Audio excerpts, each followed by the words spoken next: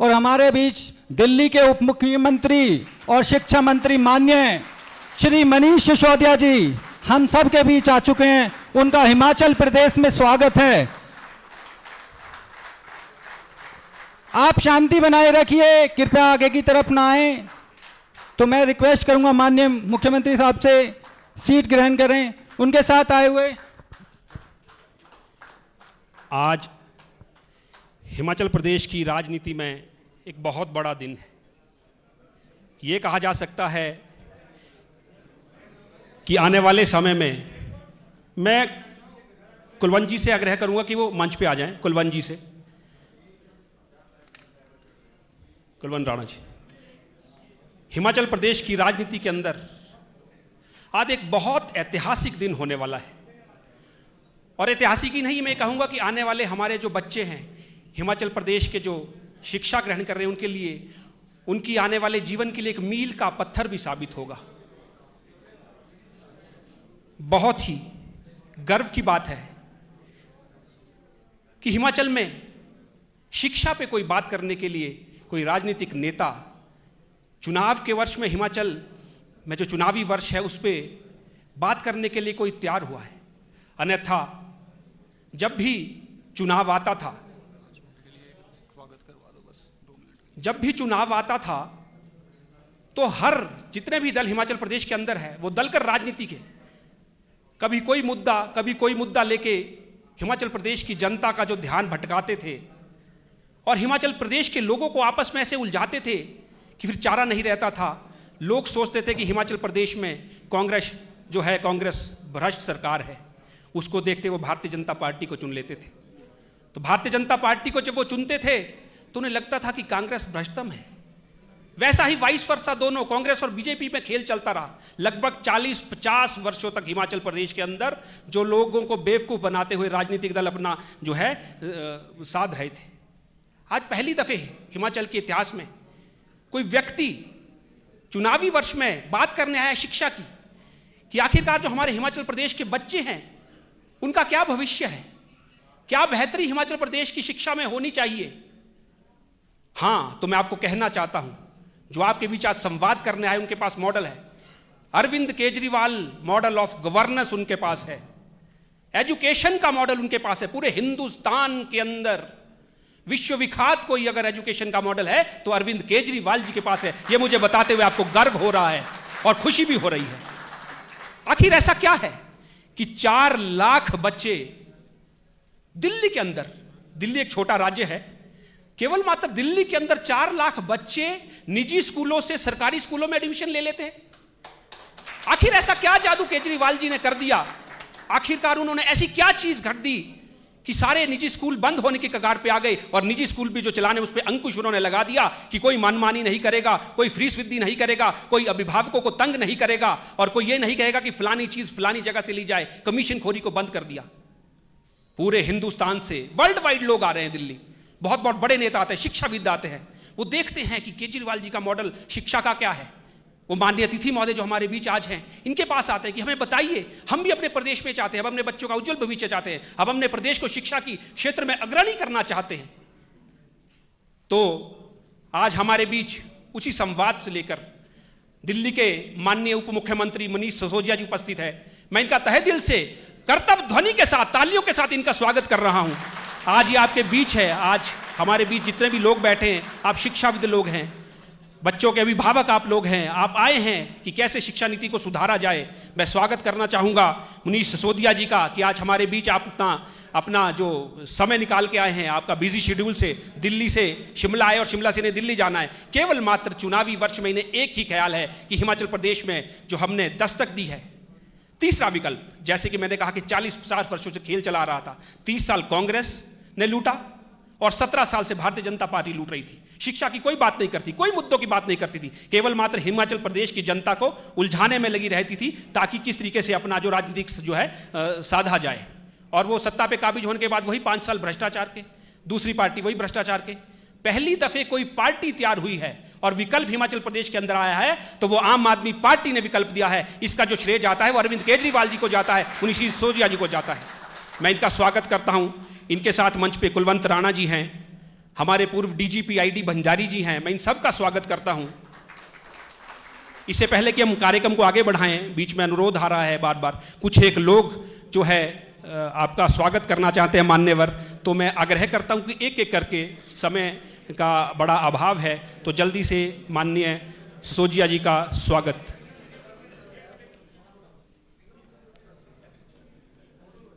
हिमाचल प्रदेश के विभिन्न क्षेत्रों से आए हुए लोग आदरणीय मनीष सिसोदिया जी का स्वागत पुष्प गुच्छ भेंट करते हुए।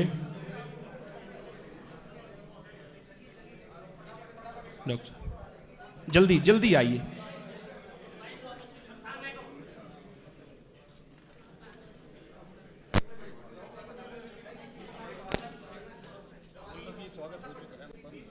बस बस अब ऑलरेडी स्वागत हम कर चुके हैं, बस सबकी तरफ से ये स्वागत हो गया है। अब जो थोड़ा कार्यक्रम के बाद समय रहेगा, एक बार आप इकट्ठे आ जाएं स्टेज पे, 3-4 लोग माला लेके। बस कार्यक्रम शेड्यूल्ड है, बहुत से लोग अभिभावक लोग आए हैं तो इन्हें भी असुविधा ना हो, इसलिए एक बार ही इकट्ठा आ जाएं।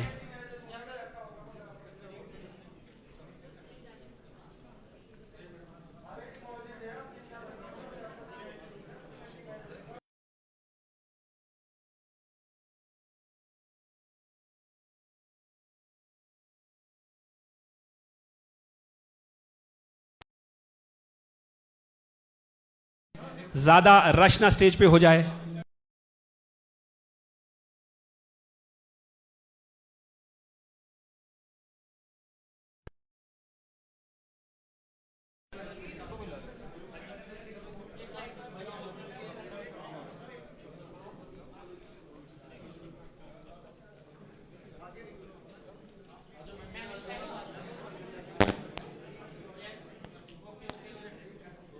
गोपाल जी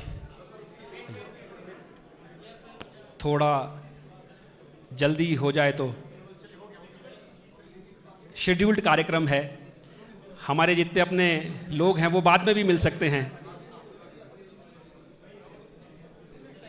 बस अब रोक दीजिए। गोपाल जी अब रोक दीजिए, अब स्टेज पे रोक दीजिए।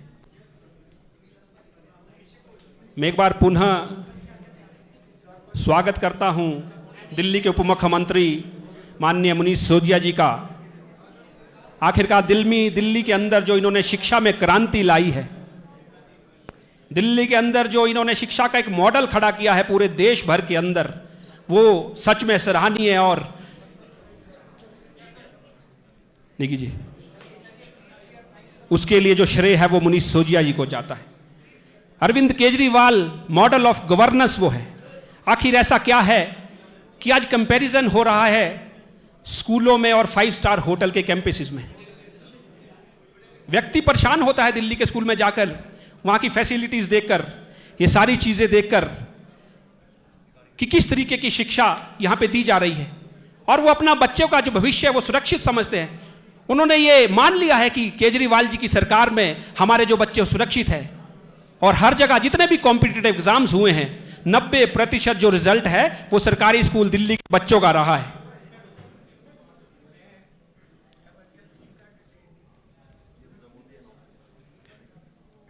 एक सूचना है, गाड़ी PB 35Q 1396 इससे असुविधा हो रही है, कृपया करके PB 35Q 1396 इसे हटा लीजिए।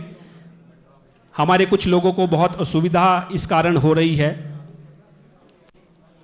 हिमाचल प्रदेश की राजनीति में दुग्गल जी बहुत वरिष्ठ व्यक्ति, दुग्गल जी माननीय उप मुख्यमंत्री का सम्मान करते हुए, देवराज दुग्गल जी आप बहुत वरिष्ठ हमारे बुजुर्ग भी हैं और पार्टी में आपका आशीर्वाद सदैव हमें मिलता रहता है। हिमाचल प्रदेश की राजनीति में ऐसा दिन ना कभी आया ना कभी आएगा, इसीलिए मैं कह रहा था कि आज हिमाचल प्रदेश इतिहास रचने जा रहा है कि चुनावी वर्ष में कोई व्यक्ति शिक्षा के ऊपर चर्चा करने दिल्ली से हमारे बीच आए हैं। युग बदलने वाला है और एक जो विकल्प हिमाचल प्रदेश के अंदर आम आदमी पार्टी ने दिया है वो विकल्प नहीं, पहली पसंद हिमाचल प्रदेश के वासियों की बनने जा रही है। ऐसा मैं विश्वास आपके माध्यम से माननीय सुशील सिसोदिया जी को दिलाना चाहता हूं। अभी पंजाब के अंदर लगभग 1.5-2 महीना सरकार बने हुआ, भगवंत मान जी ने हर एक प्रिंसिपल को, हर एक शिक्षाचार्य को पर्सनली बुलाकर उनसे भेंट की, उनसे मुद्दे जाने कि किस तरीका शिक्षा में किस तरीके से बेहतरी की जाए, और उन्हें विश्वास भी दिलाया कि आपकी ट्रेनिंग ग्रुप वाइज सुनिश्चित की जाएगी कि हार्वर्ड जैसे इंस्टीट्यूशन में आपको ग्रुप वाइज ट्रेनिंग दी जाएगी ताकि पंजाब के अंदर जो शिक्षा का जो है स्तर है उसे बढ़ाया जा सके। आखिरकार पंजाब में हो सकता है, दिल्ली में हो सकता है, हिमाचल प्रदेश में क्यों नहीं हो सकता? आखिर बेईमानी और नियत में फर्क है। अब आगे की बात के लिए हमारे बीच माननीय मनीष सिसोदिया जी हैं। इससे पहले मनीष सिसोदिया जी को आप सुने, मनीष सिसोदिया जी आपको सुनना चाहते हैं, वो जानना चाहते हैं कि क्या कमियां हैं, क्या चीजें हैं। और हमने बहुत से लोगों से प्रश्न लिए थे, प्रश्नों को छांटने के बाद हमने कैटेगराइज उनको किया है, और ताकि सारे जो प्रश्न कवर हो जाएं और आपकी बात को भी साझा हो जाए और सिसोदिया जी के जो विचार है वो भी आप तक आ जाएं। तो मैं रघुवीर सिंह सियाल जी, ये ज्वाला जी से हैं, ये रिटायर हुए हैं आर्मी कमिश्नर, 22 साल लगभग शिक्षा विभाग में अपनी सेवाएं इन्होंने दी है और 13 वर्ष प्रधानाचार्य के पद पर ये रहे हैं। मैं रघुवीर सिंह सियाल जी से आग्रह करता हूं कि वो अपना जो प्रश्न है माननीय मनीष सिसोदिया जी से पूछें। इस बीच में एक रिक्वेस्ट, इस बीच में इससे पहले कि रघुवीर जी बोले, जिन लोगों के हाथ में, मैं जानता हूं मीडिया से काफी साथी हैं यहाँ पर, जिन लोगों के हाथ में कैमरा है, जब वो फोटो ना खींच रहे हो तो साइड में खड़े हो जाएं तो थोड़ा सा पीछे बैठे लोगों को सुविधा रहेगी। वरना सर एक मिनट। तो मेरा रिक्वेस्ट ये था कि कैमरा वाले साथी आप सहित अगर थोड़ा सा इसको ऐसा कर लें, आप एक कुर्सी पे बैठ जाएं, वरना 1/3 लोग तो आपके चक्कर में पीछे से डिस्कनेक्ट हो जा रहे हैं। कुर्सी ले लो आप, है ना। मीडिया में रहा हूं इसलिए थोड़ी बहुत मीडिया की टेक्निक जानता हूं, कुर्सी पे बैठ के भी कैमरा चल सकता है। आपसे भी रिक्वेस्ट है कि आप भी थोड़ा सा साइड हो जाएंगे तो काफी लोग, बस उतना हाथ जोड़ के रिक्वेस्ट है। Thank you. तो वो दूर तक भाई साहब दिखाई दे रहे हैं अभी, और जितने और लोग भी खड़े हैं अगर उनको बैठने में दिक्कत ना हो तो बैठ जाएं, दिक्कत है तो फिर तो भगवान मालिक है।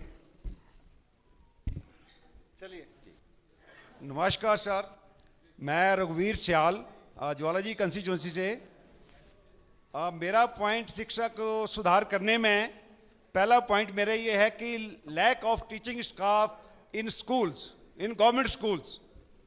तो सबसे पहले मैं बताना चाहूँगा कि प्राइमरी स्कूल जैसे हमारे हैं, तो बहुत सारे प्राइमरी स्कूल ऐसे हैं जहाँ पे एक ही टीचर 5 क्लासों को पढ़ाता है। ये भी एक बहुत बड़ा जुर्म है। और कहीं कहीं ऐसे स्कूल आपको मिलेंगे, मैं ले जाऊँगा आपको अगर मौका मिले, तो जहाँ पे अभी तक एक भी टीचर अवेलेबल नहीं है प्राइमरी स्कूलों में। दूसरी बात है, जो रही बात मिडिल स्कूलों की, इसके ऊपर, तो मिडिल स्कूल और हाई स्कूल में बहुत सारे ऐसे स्कूल हैं जहाँ पे क्लासिकल एंड वर्नाकुलर टीचर जो होते हैं, C&B टीचर जो होते हैं, जैसे ड्राइंग मास्टर है और PTI है, उनकी पोस्टें लगभग खत्म हो गई हैं। और बहुत सारे स्कूल जो हैं बिना PTI और ड्राइंग टीचर के हैं। मेरा ये मानना है कि बिना फिजिकल एजुकेशन के, बिना फिजिकल एक्सरसाइज के बच्चे का जो ब्रेन डेवलपमेंट नहीं हो सकता।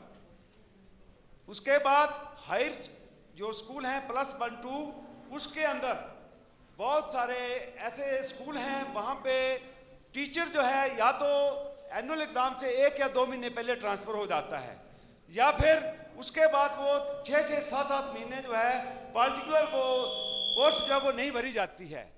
इससे क्या होता है कि सरकारी स्कूल में पढ़ाने वाले अभिभावकों का और बच्चों का मन जो है सरकारी स्कूलों से वो उब जाता है और वहाँ वो एडमिशन नहीं लेना चाहते। उसके बाद दूसरा पॉइंट है कि कुछ स्कूल ऐसे हैं मेरे नॉलेज में कि वहां पे बच्चों की संख्या 2 या 3 है। फॉर एग्जांपल मैं उदाहरण देना चाहता हूं, मैथ के बच्चे जो हैं +1-2 में 2 हैं और 3 हैं, लेकिन एक टीचर वहां पे 12-12 साल से वहीं बैठा हुआ है, और जब उसका रिजल्ट आता है अगर 2 में से 1 फेल हो जाता है तो बोलता है मेरा रिजल्ट 50% है। ये मैं अब चाहें तो मैं उस स्कूल में आपको ले जा सकता हूं। ऐसे बहुत सारे स्कूल हैं। तो इस प्रकार ये सिस्टम्स के साथ मजाक है। दूसरी बात है कि जिन टीचरों की ट्रांसफर हो जाती है वो स्टेशन जो है वो काफी समय तक खाली रहता है, वो खाली नहीं रहना चाहिए। और ऐसा ही केस है जब कोई टीचर रिटायर हो जाता है तो रिटायरमेंट के बाद भी 5-6 महीने इवन साल वो पोस्ट जो है वो खाली रहती है। तो मैं चाहता हूं जनाब से कि हमारे अपने दिल्ली के मुख्यमंत्री जी हम हिमाचल में कोई ऐसा प्रपोजल जो है पब्लिक के सामने रखें। सियाल साहब, आपका प्रश्न आ गया है, अब वो इस पे आपको प्रत्युत्तर जो है मुख्यमंत्री जी का मिल जाएगा, उप मुख्यमंत्री जी का। अब मैं जो दूसरा प्रश्न हमारे पास आया है, धन्यवाद, थैंक यू, वो स्वाति जी हैं। स्वाति जी, आप शिमला से हैं और आप लंबे समय से शिक्षा के क्षेत्र में हैं और बच्चों को पढ़ा रही हैं। अन्य समाज सेवी संस्थाओं से भी आपका काफ़ी जो है कार्य रहता है। मैं चाहूँगा कि स्वाति जी अपना प्रश्न जो है प्रिसाइज में, थोड़ा समय का इसलिए ध्यान रखें क्योंकि माननीय उप मुख्यमंत्री जी का बड़ा व्यस्तम शेड्यूल है और इन्होंने आपको प्रत्युत्तर भी देना है। तो स्वाति जी। नमस्कार सर, मेरा नाम स्वाति है और मैं शिमला से हूँ और मैं प्राइवेट सेक्टर में जो है एज अ टीचर वर्क करती हूँ। सर, मेरा जो सवाल है वो ये है कि हिमाचल में बजट पेश किया जाता है, उस बजट में एजुकेशन के लिए जो है बहुत ही कम रहता है एज ए कंपैरिजन। तो हम सब ये जानना चाहते हैं कि अगर आम आदमी पार्टी आती है तो हिमाचल प्रदेश के लिए जो बजट है एजुकेशन के लिए, उस पर किस तरह की आपकी जो है पॉलिसीज जो है रहेंगी। Thank you. धन्यवाद स्वाति जी, बहुत अच्छा प्रश्न आपका था। अब जो तीसरा हमारा प्रश्न है, आपको भी मौका दिया जाएगा। तीसरा प्रश्न हमारे अभिषेक जी हैं, मंडी से हैं। आप जेबीटी ट्रेंड जो अनएम्प्लॉयड यूथ है हिमाचल प्रदेश का, उस एसोसिएशन के आप अध्यक्ष हैं। मेरा आग्रह रहेगा अभिषेक जी से, आप बड़े कम समय में जो है अपना प्रश्न जो है माननीय उप मुख्यमंत्री जी से पूछें। नमस्कार सर। सर, मैं प्राइमरी स्कूल्स में और प्राइमरी स्कूल्स में जो इशू हैं वहाँ पे जो फैक्ट्स हैं वो रखना चाहता हूँ आपके सामने। यहाँ पे तकरीबन टोटल जो वैकेंट पोस्टें यहाँ पे वैकेंसीज हैं टोटल जेबीटी की 3500 के तकरीबन हैं। साथ में यहाँ पे लास्ट 4 सालों से कोई भी जेबीटी की पोस्टें नहीं भरी जा रही है। दूसरा, यहाँ पे 153 स्कूल ऐसे हैं जहाँ पे इस साल 21-22 के सेशन में एक भी एडमिशन नहीं हुई है, यानी कि 0 बच्चे वहाँ पे दाखिला वहाँ पे है और बंद होने के कगार पे हैं सारे ये स्कूल। 2100 स्कूल ऐसे हैं जहाँ पे 1 से 10 जो स्ट्रेंथ है स्कूलों की। साथ में सबसे बड़ी बात और शर्मिंदा कर देने वाली बात है हमारी हिमाचल वासियों के लिए कि सीएम का जो गृह क्षेत्र है वहाँ पे 18 स्कूल ऐसे हैं कि जहाँ पे 84 स्कूल चला रहे हैं। तो बहुत ही नींदनीय बात है सर, बहुत ही। इसके बाद सर, बैकडोर एंट्रियाँ, एसएमसी जैसी एंट्रियाँ जो हर सरकार ने जब भी आई अपने वोट बैंक को तैयार करने के लिए दूसरी एंट्रियाँ, बैकडोर एंट्रियाँ, एसएमसी एंट्रियाँ स्टार्ट करवाई ताकि उनका वोट बैंक बढ़ सके। तो मैं आपसे जानना चाहता हूँ सर कि आपकी सरकार जब आएगी तो क्या प्राइमरी स्कूल्स में क्या सुधार पद्धति रहेगी, यही मेरा आपसे क्वेश्चन है। धन्यवाद अभिषेक जी। अब चौथा जो प्रश्न हमारे पास आया है वो राजीवनी जी का है।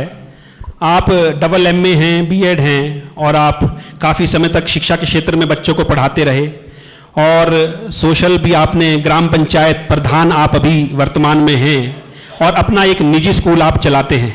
राजीवनी जी। सर, मैं नंगरोटा बगवा विधानसभा से हूँ और सर मेरा आपसे सवाल है कि हिमाचल के अंदर जो है आज भी सरकारी स्कूलों की व्यवस्था ठीक नहीं है सर, और वहाँ पे बैठने की उचित व्यवस्था नहीं है एंड सर पानी की भी उचित व्यवस्था नहीं है सर, और आज भी जो है जो बिल्डिंग जो है हिमाचल की वो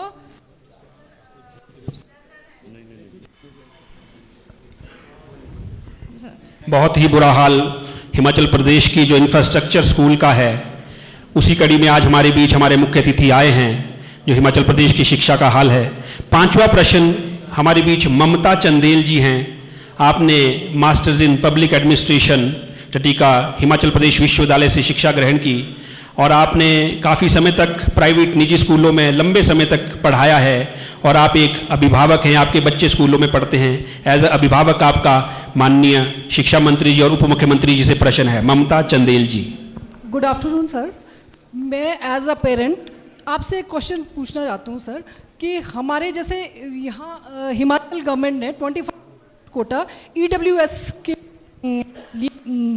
के अंतर्गत मतलब RT एक्ट के अकॉर्डिंग 2009 के अकॉर्डिंग 25% कोटा EWS के लिए है, लेकिन HP गवर्नमेंट ने जो कहती है कि हमारा एजुकेशन हमारी प्रेफरेंस है, प्रायोरिटी है, लेकिन अभी तक कोई भी इम्प्लीमेंट नहीं किया है। तो मुझे आपसे ये जानना है कि अगर आपकी सरकार आती है तो प्राइवेट स्कूल्स में वो उनका क्या स्टैंड रहेगा? धन्यवाद ममता जी। Thank you. हमारे बीच छठा प्रश्न योगेश कुमार जी संजौली से हैं। आप मास्टर इन कंप्यूटर एप्लीकेशन हैं और आप एक प्राइवेट स्कूल में टीचर भी हैं, एक इंस्टीट्यूट आप चलाते हैं जिसमें आप बच्चों को कोचिंग देते हैं एग्जामिन्स की, और जितने हमारे उच्च स्तर के जितने एग्ज़ाम्स हैं उससे रिलेटेड आपका इंस्टीट्यूशन है। मैं आग्रह करूंगा योगेश कुमार जी अपना प्रश्न पूछें। नमस्कार मनीष जी। सवाल यहाँ पर अनएम्प्लॉयमेंट से रिलेटेड है। जितने भी हमारे यहाँ बेरोजगार लोग हैं, जितने भी हमारा यूथ है, वो सारा ही अभी अंधेरे के छाए में है। किसी को कोई रोज़गार नहीं मिल रहा। आधों से ज़्यादा जो भी पोस्टें थी उस पर केसेस चल रहे थे। हमारी एजुकेशन की बात करें, बच्चा पढ़ लेगा, +2 कर लेगा, ग्रेजुएशन भी कर लेगा, उसके बाद नौकरी का क्या? यहाँ पर सरकारी नौकरियाँ है ही नहीं। सबसे बड़ी पोस्ट है यहाँ पर सरकार ने पुलिस निकाली। हमारे पुलिस जवान भी यहाँ पर लोग तैनात है। सब चाहते हैं कि भाई हम भी पुलिस में जाए, फौज में जाए। उसका पेपर में ही धांधली होगी। वहाँ पर सरकार ने अपने ही भाई भतीजे वाला काम करा, अपने लोगों को लगाने की तैयारी करी, और वहाँ पर फिर सारी चीज़ें वहीं पर ही ख़त्म होगी। जिन शिष्यों को हम पढ़ाते हैं उन बच्चों का मोराल इतना डाउन हो गया कि वो पूछ रहे थे कि भाई सर हम आगे कैसे तैयारी करें, आगे हम कैसे बढ़े। जो भी रोजगार है, जो बेरोजगार संघ है हमारे लोग, हम चाहते हैं कि भाई यहाँ पर बेरोजगारी को हटाया जाए, रोजगार ज़्यादा से ज़्यादा लोगों के बीच में लाया जाए। नहीं तो हमारे को दिल्ली ही या फिर चंडीगढ़ में ही रोजगार करने आना पड़ेगा। यहाँ पर हमारे लिए कुछ भी नहीं बचेगा फिर। Thank you. बहुत अच्छा योगेश जी। हिमाचल प्रदेश में शिक्षा नहीं है और जो रोजगार है उसे बेचा जा रहा है। हिमाचल प्रदेश सरकार हर धांधली में संलिप्त है। बहुत अच्छा आपने प्रश्न किया। हमारे बीच रजनीश शर्मा जी हैं बिलासपुर से। आप अधिवक्ता हैं और समाज सेवी हैं, समाज सेवी संगठन चलाते हैं। समाज के लिए आपका विभिन्न कार्यों में सम्मिलित रहना। मैं रजनीश शर्मा जी से आग्रह करूंगा कि वो एज अभिभावक जो है माननीय मंत्री जी से सवाल पूछें। नमस्कार सर, मैं धन्यवाद करता हूं। सबसे पहले आपका स्वागत करता हूं। आप हिमाचल प्रदेश में आए और हिमाचल प्रदेश की शिक्षा व्यवस्था को लेकर आपने एक विशेष संवाद जिसमें हिमाचल प्रदेश के अभिभावकों को यहाँ बुलाया है। मेरा विषय एक हिमाचल प्रदेश के जिला मंडी, जो मुख्यमंत्री जी जयराम ठाकुर जी का अपना जिला है, वहाँ का एक स्कूल है, स्कूल परिसर जिसका नाम है विजय सेन हाई स्कूल। ये Vijay Sen high school 5 school परिसर हैं और एक इकट्ठे एक बाउंड्री के अंदर ये 5 स्कूल चलते हैं। इन 5 स्कूलों में लगभग 1000 छात्र यहाँ पे पढ़ता है। यहाँ पर एक बास्केटबॉल का स्टेडियम इसके अंदर है, जो सिर्फ 542 स्क्वायर मीटर का यह बास्केटबॉल का स्टेडियम है। 1000 बच्चा कौन सा स्पोर्ट्स खेलेगा, उसका जो ग्राउंड था लगभग 5.5 बीघा की जमीन, ये मुख्यमंत्री जयराम ठाकुर जी ने, वहाँ के जो विधायक हैं उनके जो रिश्तेदार हैं, जो ठेकेदार हैं, उनको ये जमीन जो है ये जमीन जो है बेच दी।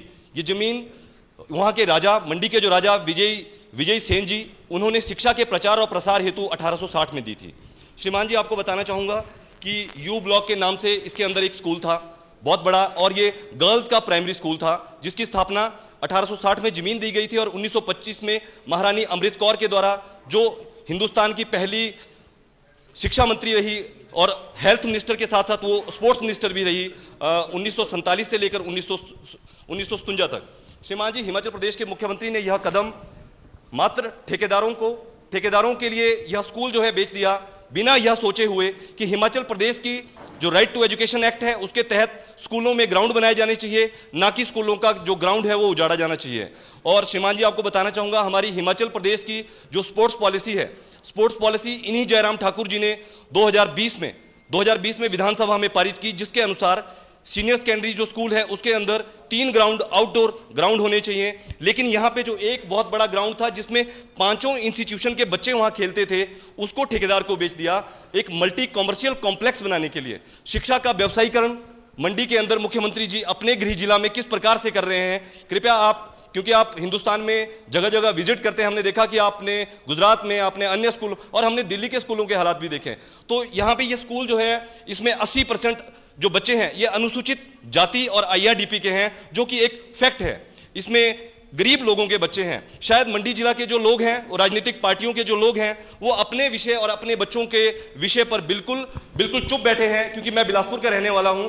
लेकिन यह विषय और हिमाचल के इतिहास में एक अन्य बात मैं बताना चाहूंगा, पहली बार हिमाचल के इतिहास में किसी मुख्यमंत्री के खिलाफ हिमाचल प्रदेश उच्च न्यायालय ने, जब यह स्कूल तोड़ा गया, बच्चों के एप्लीकेशन पर स्वतः संज्ञान लिया। और हिमाचल प्रदेश उच्च न्यायालय ने जब स्वतः संज्ञान लिया तो हिमाचल प्रदेश उच्च न्यायालय में किस प्रकार से देश के मुख्यमंत्री और वकीलों की जो फौज, जो जनता से, जनता के पैसे पर वहां पे खड़ी रहती है, उन्होंने इस मामले में उन्होंने कहा कि उन्होंने स्कूल नहीं तोड़ा, उन्होंने कहा कि उन्होंने यहाँ पे खेल परिसर नहीं तोड़ा। मैं माननीय धन्यवाद रजनीश जी के महोदय, आपका जो प्रश्न है वो प्रदेश सरकार का व्यापारीकरण, निजी व्यवसायीकरण, भ्रष्टाचार और जो एक लंबी फौज वकालत की उन्होंने खड़ी कर रखी है आम जनता के पैसे पे आ गया है। आपका बहुत धन्यवाद। आपका अभी प्रत्युत्तर देंगे। एक अहम प्रश्न सर, आप जब भी मंडी आए, क्योंकि 1000 बच्चे के भविष्य का सवाल है और ये बच्चे प्राइमरी, आप उस स्कूल में विजिट जरूर करें कि बच्चे कहाँ खेलेंगे। क्या बच्चों का विकास है वो कमरे के अंदर होगा? क्या कमरे के अंदर खेलेंगे? ये हिमाचल प्रदेश के मुख्यमंत्री जी से आप जरूर इस सवाल को करें, ताकि हिमाचल प्रदेश के गरीबों के जो बच्चे हैं वो वहाँ पे शिक्षा जो है वो ग्रहण कर सकें। धन्यवाद रजनीश जी। आखिरी प्रश्न, बहुत थोड़ा समय है। राजन जी, आप बड़ी दूर से आए हैं, ऊना से। आपका प्रश्न आखिरी प्रश्न है, बड़े थोड़े समय में आप अपने जो विचार हैं और अपना जो प्रश्न है वो माननीय उप मुख्यमंत्री जी के सामने रखें। राजन जी।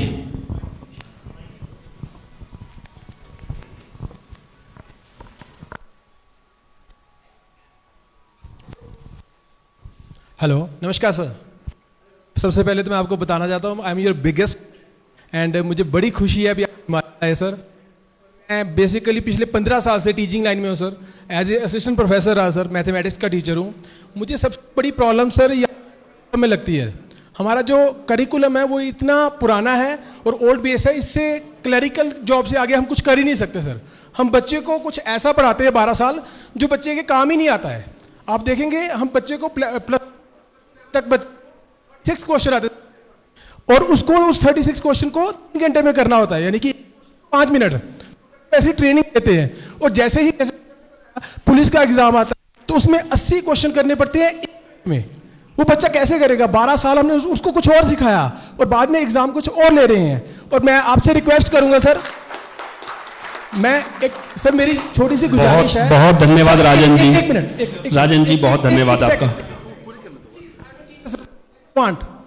मैं सर आपसे रिक्वेस्ट करूंगा, आपने Delhi board of school education open किया लास्ट ईयर, आप प्लीज उसमें आपने करिकुलम चेंज किया, आप उसके बारे में बता दीजिए। और एक स्कूल फॉर मेंटर आपने ओपन शुरू किया है, आप उसके बारे में जरूर बताइएगा। और मोंटेसरी लैब के बारे में सर, आपने इंडिया में पहली मोंटेसरी लैब दिल्ली में शुरू की सर। आई जस्ट वांट कि आप उसके बारे में बताएं, क्योंकि लोगों को पता ही नहीं मोंटेसरी लैब होती क्या है। Thank you. धन्यवाद राजन जी, बहुत ही महत्वपूर्ण प्रश्न और एक बहुत बड़ा जो माननीय मंत्री जी का दिल्ली में योगदान शिक्षा के क्षेत्र में है उससे आपने परिचित करवाया। अब हमारी जो घड़ियां इंतजार की हैं वो उसका आपको बाद में आप अभी शिक्षा उस पर आपको इंटरेक्शन करने का पूरा मौका दिया जाएगा। ये जो कार्यक्रम है बड़ा समयबद्ध कार्यक्रम है, आपसे क्षमा मांगना चाहता हूं मैं आपसे। ये जो कार्यक्रम है ये तय कार्यक्रम है, आपको पूरा मौका दिया जाएगा। जी।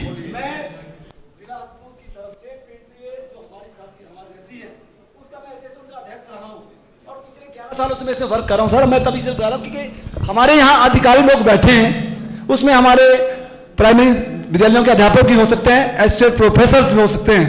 हकीकत में आप मैं जमीनी बात करूं तो मैं पीटी एसोसिएशन जो हमारी रहती है उसका पिछले 11 सालों से बिलासपुर की तरफ से प्रतिनिधित्व कर रहा हूं और मैं गवर्नमेंट सीनियर सेकेंडरी स्कूल वरमाना का प्रधान रहा हूं। और जहां तक बात यहां से आज शिक्षा संवाद के ऊपर हो रही है तो शायद हिमाचल प्रदेश के अंदर शिक्षा के ऊपर मेरे से ज्यादा, मैं अपनी को बप्पा नहीं कर रहा हूं, लेकिन किसी ने सरकार और विभाग के साथ जो वार्तालाप और जो प्रयास किया है शायद किया हो, उसके मेरे पास बहुत जीते जागते सबूत हैं। कारण आखिर कि हमारे यहाँ के आला अधिकारी और हमारी सरकारें इन बातों को बड़ी नजरअंदाज करती है।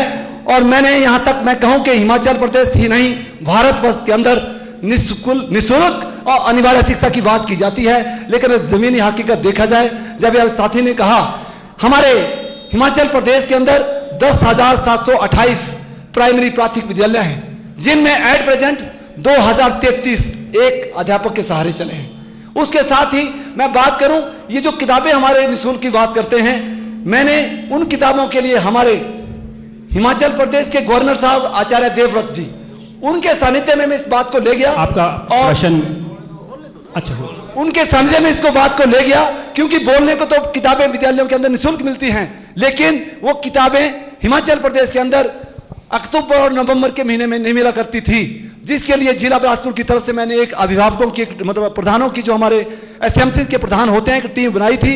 उनके माध्यम से हिमाचल प्रदेश की सरकार, हिमाचल प्रदेश के गवर्नर साहब, और यहां तक मैं थोड़ी सी आपसे बात इसलिए शेयर कर रहा हूं कि ये बुरा भी लगेगा, अन्यथा हमारे अधिकारी भी क्या आप रूप अख्तियार करते हैं।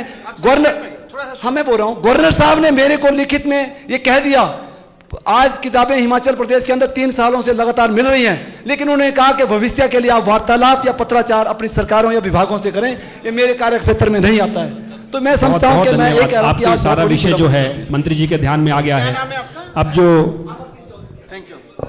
चौधरी साहब, बहुत ही आपने जो विस्तृत एक जानकारी जो यहाँ पे दी है और प्रश्न भी पूछा है। अब जो हमारे इंतजार की घड़ियां हैं वो ज़्यादा लंबी नहीं रहेंगी। जो कार्यक्रम का मुख्य उद्देश्य था, माननीय उप मुख्यमंत्री दिल्ली मनीष सिसोदिया जी, शिक्षा के ऊपर जो हिमाचल प्रदेश में क्या होना चाहिए, हमने बहुत सफल प्रयास किया कि बहुत से प्रश्नों के बाद रैंडमली हमने जो 8-10 प्रश्न छांटे वो सारे मुद्दों को कवर कर ले। अब मैं सम्मान के साथ, बड़े आग्रह के साथ विनम्र निवेदन करता हूं माननीय मनीष सिसोदिया जी की, करतब ध्वनि के साथ इनका आप स्वागत कीजिए, और इनको सुनने के लिए जो आपका समय था वह पूरा हो चुका है। बहुत बहुत धन्यवाद।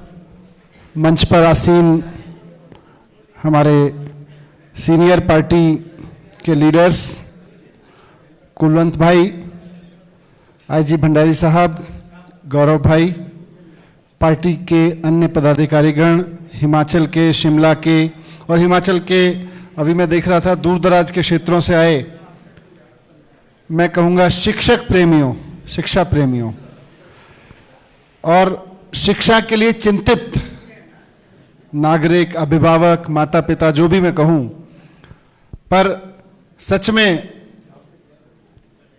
आज लग रहा है कि देश में आम आदमी पार्टी बनाना सफल हो गया। यकीन मानिए 2012 में जब आम आदमी पार्टी बनाई थी, मन तो था कि ईमानदारी से काम करेंगे और राजनीति में शिक्षा पे काम करेंगे, और मैं 2013 में जब सरकार में आया तो बार बार मैं दिल्ली में कहता रहा इस बात को कि इस देश में एक दिन चुनाव से पहले शिक्षा पे चर्चा होनी चाहिए, लेकिन आज हो रही है। बहुत इंपॉर्टेंट दिन है, जैसा गौरव भाई ने कहा। ये सामान्य चर्चा लग सकती है, 250-300 लोग यहाँ, 200 लोगों के लिए कुर्सियां लगाई गई, 250 लोग, 300 लोग करीब खड़े हैं यहाँ कुल मिला के।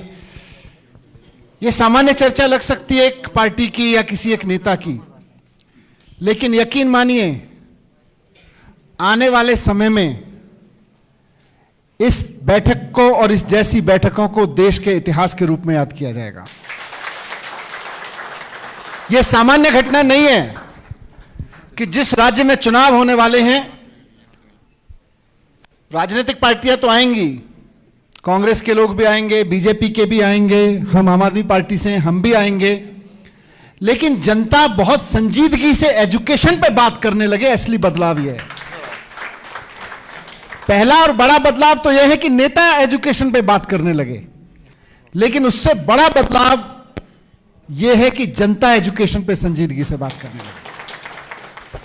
इसलिए आज की इस घटना को मैं इस रूप में नहीं देखता कि मैं दिल्ली से आके यहां एजुकेशन पे आके बात कर रहा हूं, बल्कि मैं इस रूप में देख रहा हूं कि आज हिमाचल के दूर दराज के क्षेत्रों से आके लोग एजुकेशन पे बात कर रहे हैं, और ये हिमाचल तो छोड़ दीजिए, मुझे लगता है देश के इतिहास में पहली बार हो रहा होगा। अभी बहुत सारे यहां साथियों ने, बहुत सीनियर साथियों ने, जिन्होंने अपना पूरा जीवन एजुकेशन को दिया है, ऐसे कई लोगों ने अपनी बात रखी यहां पे। निश्चित रूप से आप बहुत सारे ऐसी मीटिंग्स में गए होंगे जहां एजुकेशन पे बात होती होगी, लेकिन चुनाव से पहले कोई पार्टी वोट मांगने के लिए आए और कहे कि हमको एजुकेशन के नाम पे वोट दे दो, और वहां आप उससे बात करें भाई एजुकेशन में क्या करोगे ये बताओ, ये देश के इतिहास में पहली बार घटना घट रही है। तो मैं इसके लिए सबसे पहले हिमाचल के तमाम लोगों को बधाई देता हूं, हिमाचल के जागरूक संजीदा साथियों को बधाई देता हूं कि आप सबने इस मीटिंग में आके उस मुद्दे को सफल बनाया है जिस मुद्दे से आज तक सारी राजनीतिक पार्टियां कन्नी काट के भागती रही हैं, बच के भागती रही हैं। और आज Arvind Kejriwal model of governance के तहत बहुत जिम्मेदारी के साथ मैं आपके साथ एजुकेशन पे बात करने के लिए उपस्थित हुआ हूं।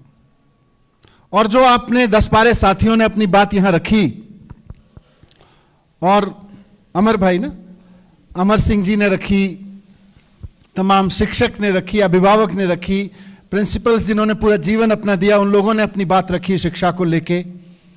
एक बात समझ में आ रही है खुल के, मेरे पास है, एक बात समझ में आ रही है खुल के कि हिमाचल में भारतीय जनता पार्टी ने एजुकेशन का बेड़ा गर्क कर रखा है।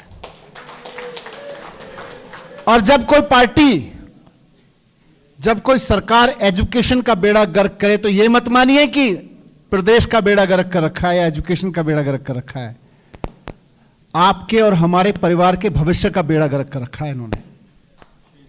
इसको इस रूप में देखिए, जो तस्वीर आप लोगों ने यहां रखी, बहुत सारा डेटा युवा साथियों से लेके वरिष्ठ प्रिंसिपल से लेके एक्टिविस्ट के रूप में आप सबने रखी, ये तस्वीर हमारे और आपके बच्चों के भविष्य की है। वो जो जमीन रजनीश भाई ने बोली कि जो जमीन बिक गई, वो जमीन किसी स्कूल की नहीं बिकी है, आपके और हमारे बच्चों के भविष्य के नीचे से खींच के बेच दी गई है। उसी जमीन पे मेरे और आपके बच्चों का भविष्य लिखा जाना था, वो निकाल के बेच दी गई है। तो बीजेपी वालों ने पूरी एजुकेशन का बेड़ा गर्क कर रखा है, केवल हिमाचल में नहीं पूरे देश में बेड़ा गर्क कर रखा है। आज आप सब लोग जागरूक हुए एजुकेशन को लेके, इस चुनाव से पहले एजुकेशन को मुद्दा बना रहे हैं, इससे मुझे भी बहुत उम्मीद जगी है। इससे हर उस अभिभावक को, हर उस पेरेंट को उम्मीद जगी होगी कि कम से कम चुनाव में, राजनीति में शिक्षा की बात तो होने लगी। आज मैं अभी आप सब लोगों की जो बातें हो रही थी उसको बहुत ध्यान से मैंने नोट भी किया, पूरी बात को मैं सुन रहा था कि किस तरह से यहां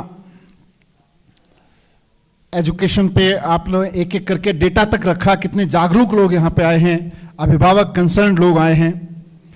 कहते हैं कि किसी कौम को अगर बर्बाद करना हो, किसी समाज को अगर बर्बाद करना हो तो वहां के स्कूल बंद करवा दीजिए, और किसी कौम को, किसी समाज को आबाद करना हो तो वहां पे नए स्कूल खुलवाते चले जाइए, आबाद हो जाएगा। हिमाचल के साथ भारतीय जनता पार्टी क्या कर रही है ये मैं आपको नहीं बता रहा, बल्कि आपने मुझे बताया कि लगातार स्कूल बंद कराए जा रहे हैं। गवर्नमेंट स्कूलों को लगातार बंद किया जा रहा है और महंगे महंगे प्राइवेट स्कूलों को थाल सजा के जगह दी जा रही है कि आइए महंगे महंगे स्कूल खोलिए ताकि आम आदमी के बच्चे पढ़ ना सकें, अनपढ़ रह जाएं, और गिने चुने लोग जो अफोर्ड कर सकते हैं 10-10 हज़ार की फीस महीने में, वो अपने बच्चों को अच्छे से पढ़ाएं, बाकी सबके बच्चों का भविष्य अंधकार में लटका रहे। तो इसीलिए कहा कि अगर किसी कौम को, किसी समाज को बर्बाद करना हो तो उसके स्कूल बंद करा दो, और हिमाचल में भारतीय जनता पार्टी ने उसकी पूरी तैयारी की हुई है। एक तरफ बीजेपी है और देखें तो उसमें कांग्रेस भी शामिल है। एक तरफ बीजेपी कांग्रेस है कि इन्होंने कितने 40 साल का आपने जिक्र किया, पिछले 40 साल में, 50 साल में हिमाचल की एजुकेशन को जो दिया है वो आपने यहां बयान किया अभी।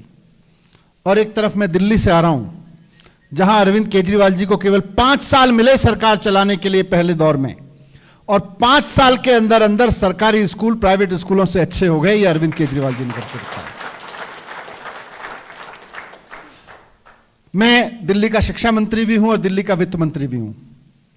दिल्ली के वित्त मंत्री के रूप में जब पहला बजट बनाने के लिए मैं शिक्षा मंत्री जी से मुख्यमंत्री जी से बात करने गया कि बतौर मुख्यमंत्री आप वित्त मंत्री को क्या निर्देश देते हैं, तो उन्होंने एक बड़ी अच्छी लाइन कही और वो आज मुझे लगता है हिमाचल की राजनीति के लिए बहुत जरूरी है। अरविंद केजरीवाल जी मुख्यमंत्री के रूप में मनीष सिसोदिया अपने वित्त मंत्री को कहते हैं कि पैसे की कमी तो रहती है, और जब हम सरकार में आए तो दिल्ली में भी पैसे की बहुत कमी थी, लोन था दिल्ली के ऊपर भी। मैंने कहा जी क्या करें, प्रायोरिटीज क्या देनी है, तो उनका कोट अनकोट मैं शब्द बना रहा हूं, बोले वैसे तो भगवान पे भरोसा रखो, ईमानदारी रखो, पैसे की कभी कमी पड़ेगी नहीं, लेकिन फिर भी अगर स्कूल बनाने में और पुल बनाने में किसी एक को चुनना हो तो पहले स्कूल बनवा देना, बच्चे पढ़ लिख गए तो पुल अपने आप बनवा लेंगे। उन्होंने कहा कि स्कूल बनवाने में और पुल बनवाने में अगर किसी एक को चुनना हो तो पहले स्कूल बनवा देना, बच्चे पढ़ लिख जाएंगे तो पुल तो अपने आप बना लेंगे। और आज ऊपर वाले की कृपा है, भगवान की कृपा है, नेक नियति से, ईमानदारी से 7 साल हो गए काम करते हुए, ना स्कूल बनाने के लिए पैसा कम पड़ा और ना पुल बनवाने के लिए पैसा कम पड़ा। दिल्ली में पुल भी खूब बने और स्कूल भी खूब बने, किसी चीज की कमी नहीं हुई दिल्ली में। क्यों? क्योंकि नेक नियति से काम हुआ, क्योंकि ईमानदारी से काम हुआ। मिड डे मील में कमीशन खाने के लिए इरादे से स्कूल का काम नहीं किया। इंफ्रास्ट्रक्चर एक एक कमरे में बनवाने में ठेकेदार से पैसा खाने के लिए और मंत्री और एमएलए के रिश्तेदारों को स्कूल की जमीन दान करने और उनको ठेके दिलवाने के लिए काम नहीं किया। इसलिए काम किया कि दिल्ली के एक एक बच्चे को शानदार एजुकेशन मिल जाए।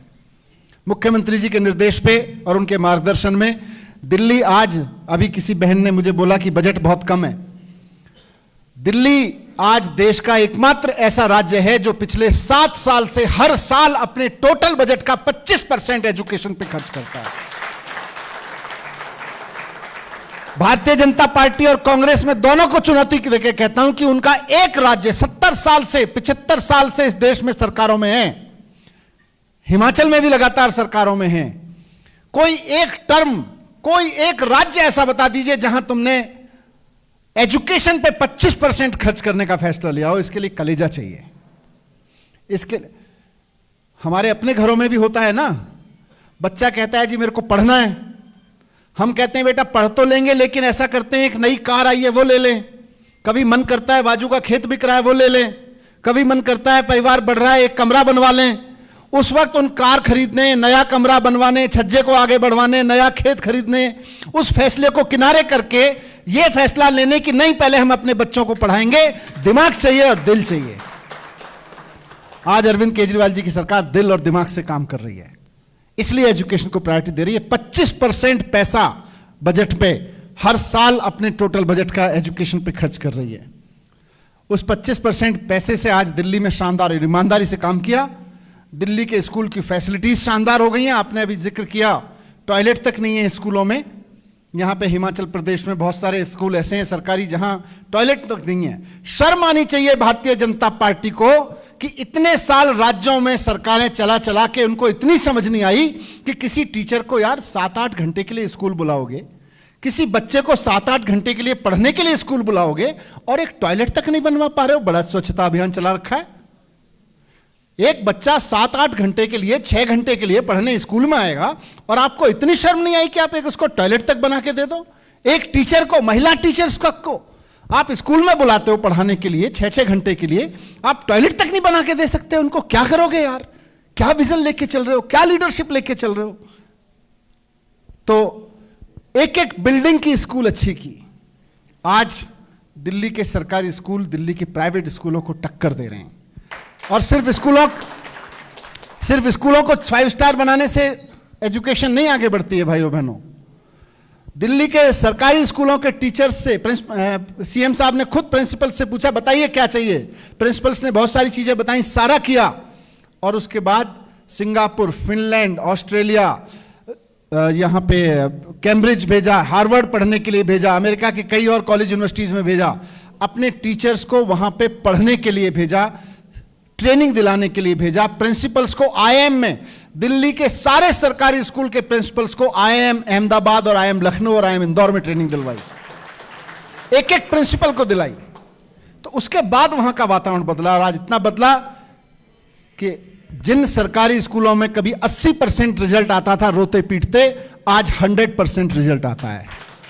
जिन सरकारी स्कूलों से कोई बच्चे को क्लर्क बनाने को तैयार नहीं होता था, आज मैं एक ऐसे ही सिंपल सा एग्जांपल लेके बता देता हूं।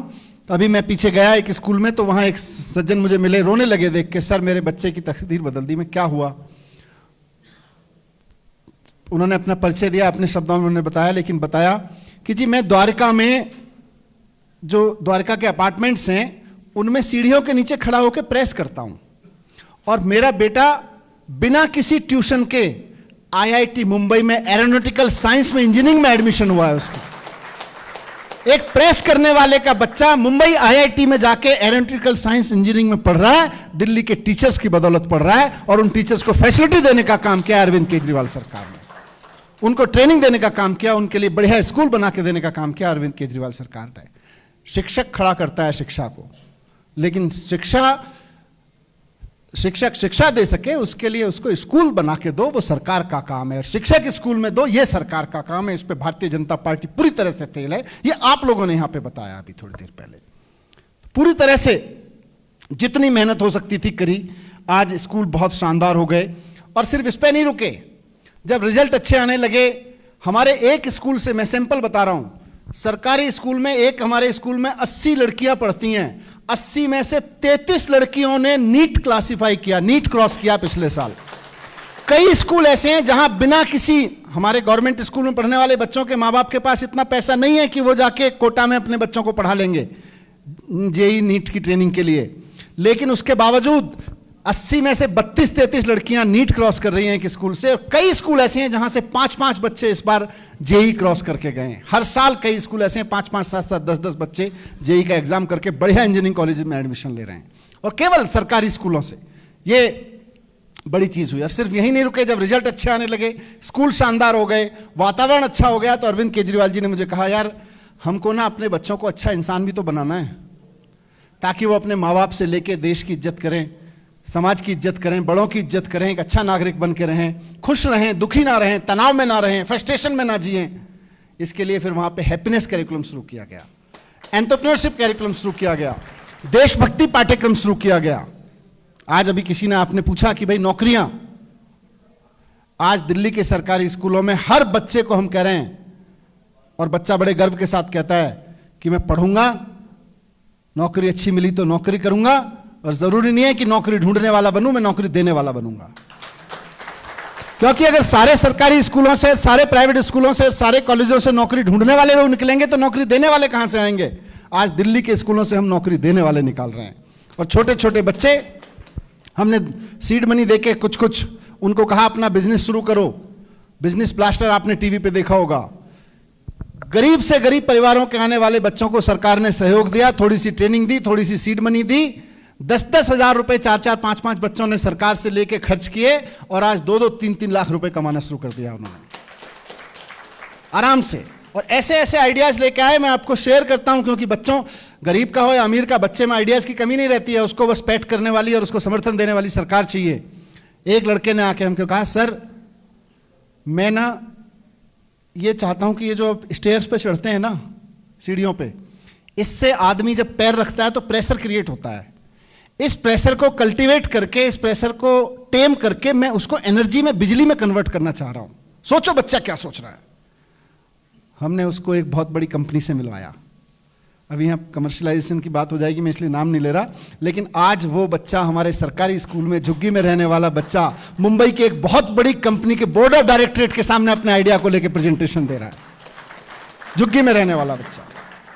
तो ये खड़ा करना पड़ेगा, उसके बिना हो नहीं सकता। हम जितनी बातें कर लें, जितना वो कर लें, अगर भविष्य कहीं है तो स्कूलों में है, उसके अलावा कहीं नहीं है। समाज का, देश का, परिवार का भविष्य अगर कहीं से समझ सकता है तो स्कूलों से सुधर सकता है, कहीं और नहीं हो सकता। हिमाचल में बदहाल है स्थिति, और इसके लिए सीधे सीधे यहाँ की राजनीतिक पार्टियां जिम्मेदार हैं। और मैं बाकी पुरानी बात नहीं करता, किसने क्या किया। पिछले 5 साल से जो सरकार है, मैं उस पर लानत भेजता हूं कि उसने हिमाचल की एजुकेशन के लिए कुछ नहीं किया, यहाँ पे उसको बर्बाद करने के लिए। मैं अभी डेटा देख रहा था, आप लोग मुझे बता रहे थे, कुछ और लोगों ने भी दिया कि हिमाचल में भारतीय जनता, क्योंकि पत्रकार हैं कई, यहाँ पे लाइव भी जा रहा है, लाइव जा रहा है ना सर? हाँ, लाइव भी जा रहा है, देख रहे होंगे, बीजेपी के कार्यकर्ता भी बैठे होंगे। मैं बीजेपी के कार्यकर्ताओं को भी कहना चाहता हूं जो इस प्रोग्राम को देख रहे हैं कि सोचिए, अपने बच्चों के शक्ल की तरफ देखिए, अपने परिवार में अपने बच्चों का चेहरा देखिए और सोचिए आपकी भारतीय जनता पार्टी ने आपको क्या दिया है। मैं बताता हूं बीजेपी वालों कि आपकी बीजेपी ने आपके बच्चों को क्या दिया है। भारतीय जनता पार्टी ने सैकड़ों स्कूल पिछले 5 साल में हिमाचल प्रदेश में बंद कर दिए हैं, यह दिया है। भारतीय जनता पार्टी ने सरकारी स्कूलों की हालत इतनी बदहाल कर दी है कि 2015 में यहां पे 10 लाख बच्चे सरकारी स्कूलों में पढ़ते थे और आज हिमाचल प्रदेश के सरकारी स्कूलों में 8 लाख बच्चे पढ़ रहे हैं, और वो भी दूर दराज के ऐसे इस इलाकों में पढ़ रहे हैं। आपने खुद बताया बहुत कम होते चले जा रहे हैं।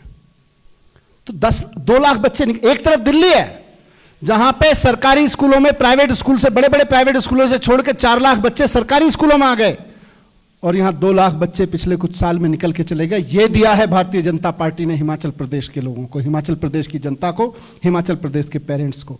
2000 स्कूल ऐसे हैं जहां पे केवल 1 टीचर है, 6500 स्कूल ऐसे हैं जहां पे केवल 2 टीचर हैं। आपने अभी जिक्र किया 5-5 क्लासेस हैं, 1 2 3 4 5, अगर नर्सरी केजी नहीं है तब भी 5-5 क्लासेस को 1 टीचर 2 टीचर पढ़ाएंगे या उनके भविष्य को बर्बाद करेंगे। Hats off to those teachers जो इन परिस्थितियों में भी कह रहे हैं कि आओ जी हम स्कूल चला रहे हैं, हम हिम्मत कर रहे हैं। मैं उन टीचर्स के जज्बे को सलाम करता हूं, उनके अंदर के उसको करता हूं, लेकिन लानत भेजता हूं उस सरकार पे जहां 6500 स्कूल, 8500 स्कूल ऐसे हैं जहां पे 1 या 2 टीचर्स हैं। 8000 करोड़ का बजट है और उससे कर क्या रही है?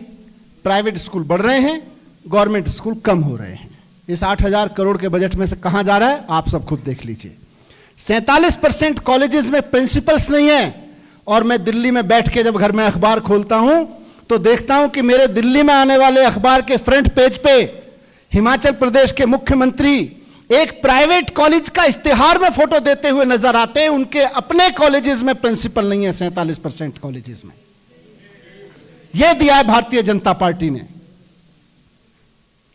सीएम साहब की अपनी कॉन्स्टिट्यूंसी का आपने हाल बताया, वहां पे किस तरह से प्रॉब्लम हो रही है। गांव-गांव में छोटे छोटे जगह पे भी अब प्राइवेट स्कूल खोल रहे हैं और 1000-1000 2-2 हज़ार रुपए की फीस मजबूरी में लोगों को देनी पड़ रही है। शहरों में तो 8-8 10-10 हज़ार रुपए की मजबूरी में फीस देनी पड़ रही है।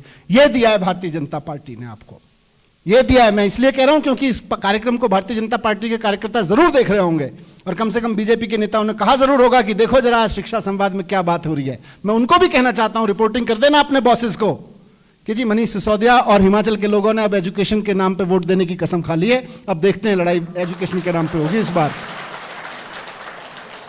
भारतीय जनता पार्टी देश में नई एजुकेशन पॉलिसी लागू करती है और हिमाचल प्रदेश में एक के बाद एक सरकारी स्कूल बंद करती चली जाती है।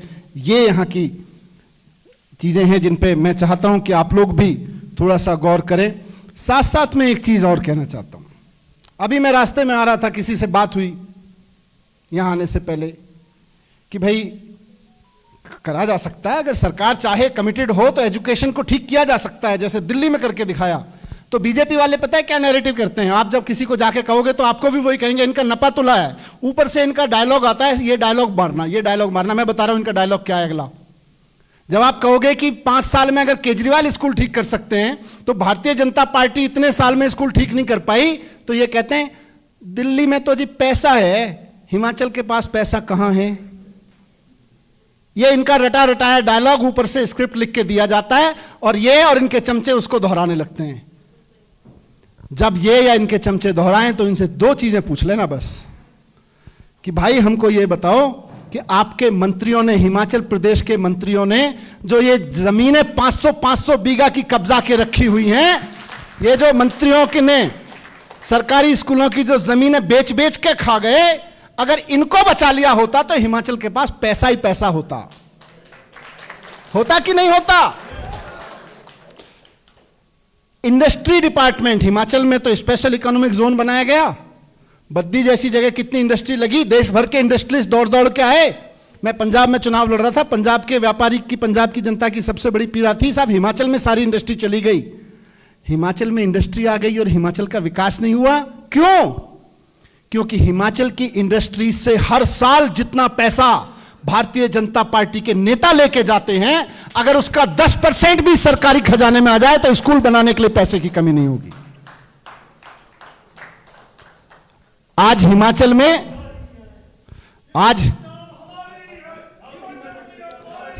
में आप सब जानते हैं और पत्रकार मित्र भी जानते हैं, एक नेता ने अभी अपने बच्चे की शादी की।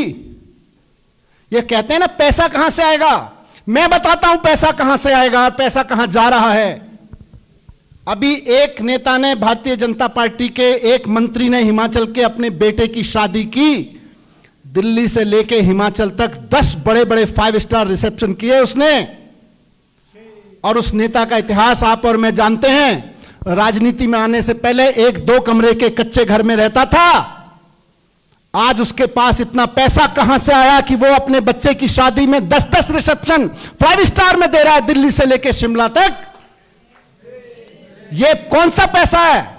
ये वही पैसा है जिसको हिमाचल के बच्चों की एजुकेशन पे लगना था, आज बीजेपी के मंत्रियों के रिसेप्शन पे लग रहा है। और फिर जब हम कहते हैं हमारे लिए स्कूल बनाओ, और जब हम कहते हैं हमारे बच्चों के लिए स्कूल बनाओ, दिल्ली में बन सकते हैं तो यहां क्यों नहीं बन सकते, तो तोताओं को रटा के कह देते हो पैसा कहां से आएगा। हमको ये बताओ रिसेप्शन के लिए पैसा कहां से आता है। 2 कमरों के कच्चे घरों के मकान में रहने वाले नेता की इतनी हैसियत बढ़ जाती है राजनीति में आते ही कि 10-10 5 स्टार रिसेप्शन देने लगता है। वहां नहीं पूछते पैसा कहां से आएगा। जनता जब कहती है हमारे लिए सरकारी स्कूल में टीचर दे दो, तो बोलते हैं पैसा कहां से आएगा। यह बात मैंने इसलिए कही क्योंकि आज से हिमाचल में एजुकेशन पे डिबेट शुरू होगी और इनकी सबसे पहले इनके तोता जो गाना शुरू करेंगे वो यही है, साहब दिल्ली में तो आ जाता है, हिमाचल में पैसा कहां से आएगा। दिल्ली में तो इंडस्ट्री भी नहीं है। इसीलिए मैंने कहा कि हिमाचल की इंडस्ट्री से भारतीय जनता पार्टी के नेता जितने की रिश्वत लेते हैं उसका 50% भी अगर सरकारी खजाने में आ जाए तो हिमाचल के पास पैसा ही पैसा हो जाएगा, कमी नहीं रहेगी। लेकिन ईमानदारी से करना पड़ेगा दोस्तों, ईमानदारी से लानी पड़ेगी। इसलिए मैं आज आपके बीच में मूल रूप से यही बात कहने आया था। बहुत लोगों ने बहुत बात कही, मैं उसमें से एक एक का, क्योंकि मोटे तौर पे सारी बातों को मैंने अपने जवाब में कवर करने की कोशिश की है।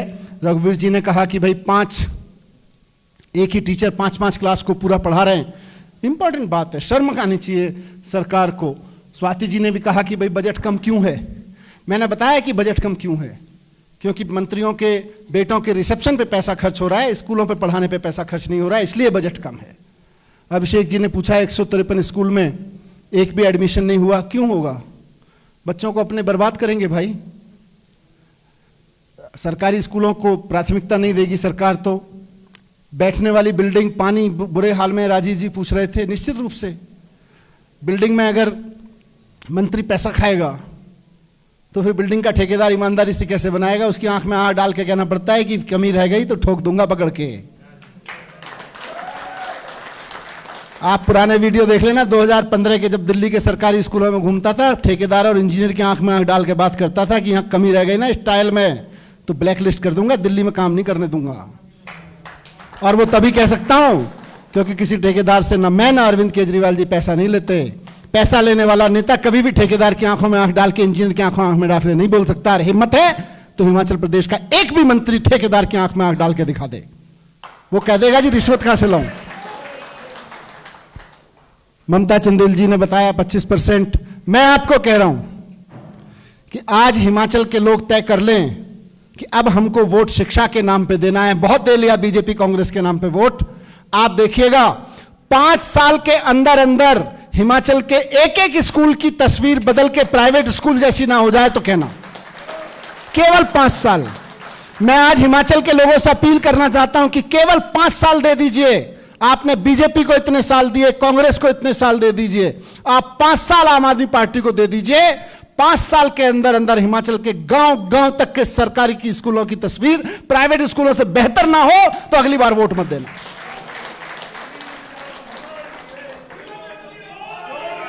और डंके की चोट पे कह के जा रहा हूं, डंके की चोट पे कह के जा रहा हूं कि केवल 5 साल, दूसरा 5 साल मांगने नहीं आएंगे अगर हिमाचल के एक स्कूल की तस्वीर बदल के नहीं रख दी तो आपसे।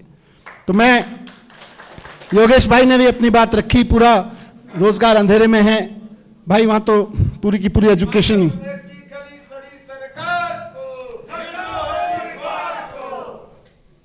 अधिवक्ता रजनीश जी बता रहे थे सरकारी स्कूल की जमीन, उसको मैं, रजनीश जी मैं आऊंगा आपके यहाँ, स्कूल देखने चलूंगा, वो इसको मुद्दा बनाना पड़ेगा और हिमाचल प्रदेश के हर आदमी की जिम्मेदारी है कि इसको मुद्दा बनाए। कैसे एक मुख्यमंत्री ने अपने विधायक के रिश्तेदारों को स्कूल की जमीन बेच दी और उसमें ठेके में धांधली की है, हाई कोर्ट के ऑर्डर के बावजूद ये लोग ये कर रहे हैं। तो ये सारी चीजें आप लोगों ने रखी, मैं आपको बहुत बहुत धन्यवाद देता हूं कि इस देश के इतिहास में एजुकेशन पे संवाद चुनाव से पहले की प्राथमिकता आपने दी और उस सब में इतनी बड़ी संख्या में यहां पे आए और इतनी संजीदगी से इन मुद्दों पे बात की। पूरी उम्मीद है कि इस बार हिमाचल की जनता एजुकेशन के नाम पे वोट करेगी अपने बच्चों की, और सिर्फ प्राइवेट सरकारी स्कूल नहीं, मैं प्राइवेट स्कूल में पढ़ने वाले पेरेंट्स से भी बात कह के खत्म करूंगा कि दिल्ली में दो ही चीजें थी, सरकारी स्कूलों की हालत खराब थी और प्राइवेट स्कूलों की फीस बहुत खराब थी। हर साल मनमाने तरीके से फीस बढ़ा देते थे। 2015 के बाद प्राइवेट स्कूलों की फीस बढ़ाने पे ऐसा अंकुश लगाया कि 2016-17 में तो अचानक लोगों के घर में चेक आने शुरू हुए। बोले किस चीज के? बोले जी 11-12 में इलीगल फीस बढ़ा दी थी, वो वापस कर रहे हैं। हजारों लाखों पेरेंट्स के घर दिल्ली में 2011, 12, 13 में बढ़ाई गई इलीगल फीस प्राइवेट स्कूलों से वापस करवाई और फिर उनको इलीगल तरीके से पैसा नहीं बढ़ाने दिया। आज 7 साल हो गए। कहीं कहीं कोई स्कूल जब रोने लगता है जी बिल्कुल पैसा टीचर्स की तनख्वाह के लिए नहीं है, तो उसका सारा खाता खंगाल लेते हैं। ये जो तुमने दूसरे स्कूल खोले, ये जो अपने ट्रस्ट के नाम पे कर लिया, ये जो बीवी बच्चों के नाम पे कर लिया, इसको सबको हिसाब में लाओ। फिर भी पैसा चाहिए, फिर फीस बढ़ाओ, उससे पहले फीस नहीं बढ़ाने देंगे।